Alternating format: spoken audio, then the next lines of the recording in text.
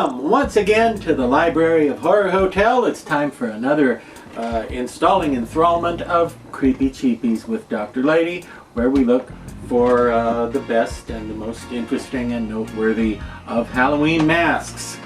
I'm Charles Gray, and well, today's mask, very popular character in fantasy and sci-fi movie circles, Cornelius!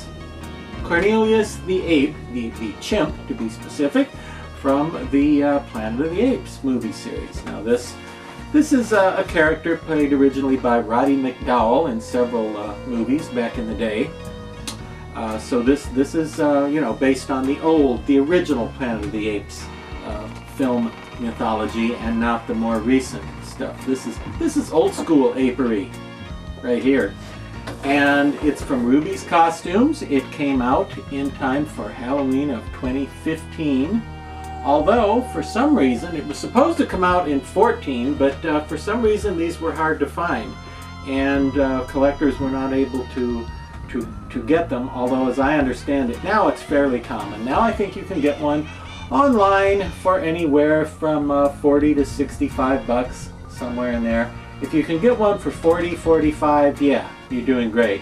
Now obviously there have been Planet of the Apes masks made before by other companies, probably most notably Don Post Studios, and some spectacularly nice ones from Brian Pennicus's company called Ape Mania, I believe. This one is just a plain old straight up mass-produced Ruby's Costumes version. And it's a great sculpture. I don't know who sculpted it, but it looks just like the Cornelius character. Instead of just looking like a generic chimp face, it actually looks like Cornelius to me. Not a lot of detail going on with the paint, and no, he doesn't have white eyes like the Evil Dead. I have some paper stuffed in there, is what you're seeing. It's just some paper. But the eyes are cut out, in other words, you see. He looks like zombie ape, probably to you, but no, that's not the case. They're cut out, you see. Not a lot of paint detail going on, but he doesn't need it. It's just a little bit of, I don't know if you can see that, there's a little bit of a line painted here, and a little bit of highlighting going on as far as, well, there's a little bit of eyeshadow and a little bit of pink around the eyes and that, but a little bit of gloss on the teeth and lips, and looks pretty good, really. And the only caveat I have with this otherwise really nice collector mask is that if I haven't seen all of them, keep in mind, I've only seen this one. So when you take it out of the package, if you have the same experience I did, you may take it out of the package and you'll be like, oh my God! You know, you may ask yourself, what were they thinking? Because when I took this one out of the package, the hair was ridiculous. The hair was all puffed up on top and pushed up, and it wanted to sit in this ridiculous sort of bun look on top of his head that kind of made him look like, oh, the mom that you might see on a television program from the 1960s. That's kind of the hairdo that he had.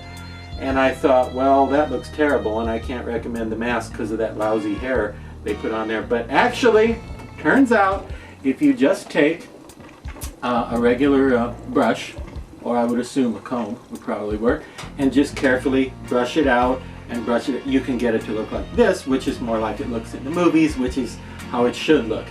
Now, I think it would be smart, it would have been smart of the folks at Ruby's to spend, you know, a minute or two fixing the hair on each of them, not you know, styling it all elaborately like it's for a movie, but just spending a minute on each one to comb that out, brush it out, make it look a little more like it should, because I would worry that people will go into costume shops and see it with all the hair bunched up on top looking goofy like this one looked when I took it out of the bag, and they're going to think, well, I don't want that, that looks goofy, and they're not going to notice that it's actually a nice mask with poorly applied hair stuck on there in a way that makes it, you know. But I didn't have to actually glue it back on or anything. It's just, this is just brushed out, combed out, and it looked better. So if you get one with some problems with the hair, you may need to work on that a little bit. I don't know how great the glue is on them, so that may be an issue or may not. I don't know. Sometimes Ruby's masks, the glue comes off because they crush them into small packages and leave them that way during storage and shipping, and then sometimes it tends to work loose, I think, because of the crushage, you see.